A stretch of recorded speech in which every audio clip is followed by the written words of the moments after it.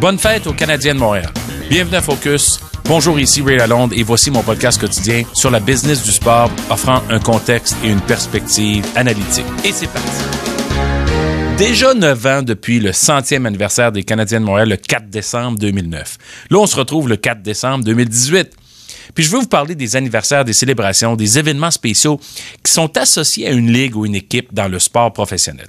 Plusieurs équipes profitent des dates importantes dans leur histoire pour créer une occasion de célébrer.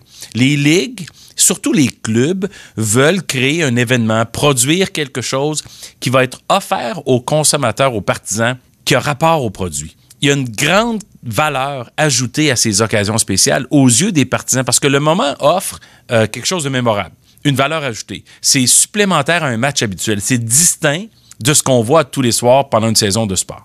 On célèbre des anniversaires de fondation d'un club, d'ouverture de l'aréna ou du stade.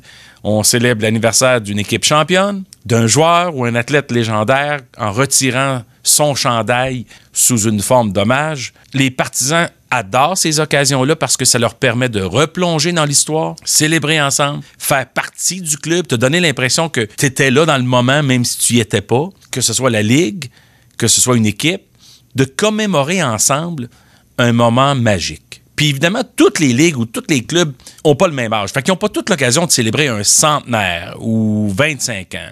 Ça dépend des occasions.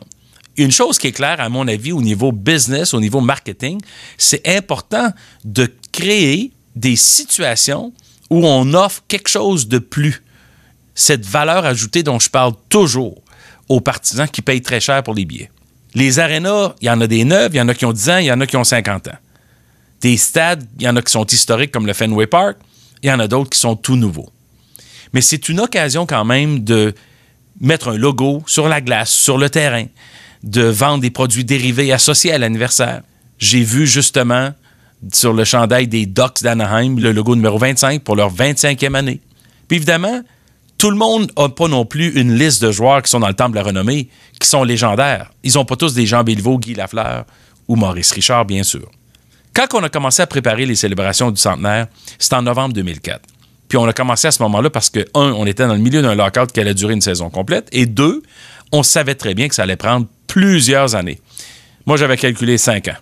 C'est quasiment comme une candidature olympique. Il faut produire un menu de contenu, il faut avoir toutes sortes d'idées, puis les idées continuent d'évoluer et de littéralement prendre forme et naissance au fur et à mesure qu'on avance dans un projet comme ça. Fait que ça prend de la planification, ça prend de la préparation, ça prend des ressources, ça prend un engagement sérieux et rigoureux d'aller jusqu'au bout de tes convictions.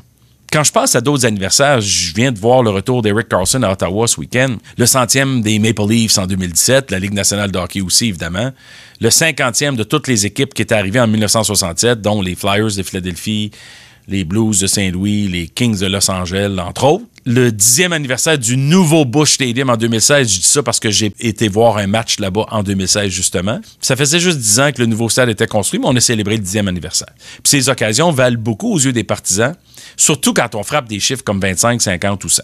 Parmi les éléments qu'on avait planifiés, nous autres, à l'époque, on voulait surtout redonner à l'Association des anciens joueurs. C'est important pour nous de donner à ceux qui avaient bâti, étaient vraiment à l'origine de toute l'histoire à succès des Canadiens de Montréal.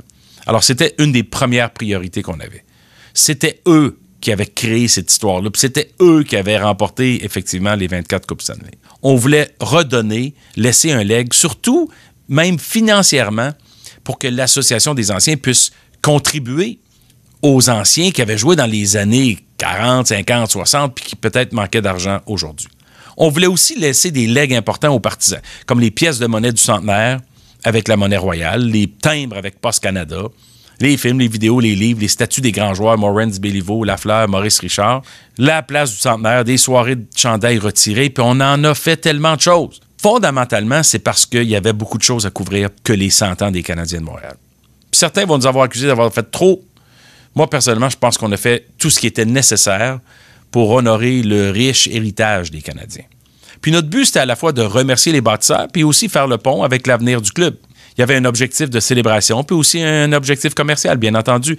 Plus encore important pour moi, c'était la chance de connecter avec la nouvelle génération de partisans qui, eux, n'avaient peut-être pas vécu tous ces moments glorieux-là, puis toutes ces coupes cette année-là. Puis toutes les raisons sont bonnes pour célébrer des anniversaires dans le sport. Parce que c'est une business de divertissement. C'est une business de contenu. C'est une business qu'il faut redonner aux partisans consommateurs qui achètent des billets. Il y a des équipes qui gagnent une série de championnats au baseball, même pas une série de championnats, une division. Ça célèbre au champagne. Ils vont gagner la série de championnats, ils célèbrent encore au champagne. Ils gagnent la série de la Ligue pour aller en série mondiale, ils célèbrent encore au champagne. Finalement, s'ils gagnent la série mondiale, qu'est-ce qu'ils font? Ils célèbrent au champagne. Ultimement, là, c'est comme on n'arrête pas de trouver des façons de célébrer. Il y en a une couple qui s'en viennent. C'est le 25e de la MLS le 17 décembre prochain. En 2019, c'est le 100e anniversaire de la NFL, des Bears de Chicago, des Packers de Green Bay, entre autres. C'est aussi le 50e anniversaire de la fondation des Expos de Montréal, qui ont été fondés en 1969. Le temps passe vite. Les Canadiens vont bientôt fêter 110 ans en 2019. C'est fou comment les choses avancent vite. Bonne fête, Canadiens. Vous étiez à l'écoute de Focus. Suivez-moi sur Twitter @RealRealAlone. Partagez le podcast avec vos amis et collègues et redirigez-les vers SoundCloud ou YouTube. Merci d'avoir été là. Ici Ray Lalonde. À très bientôt.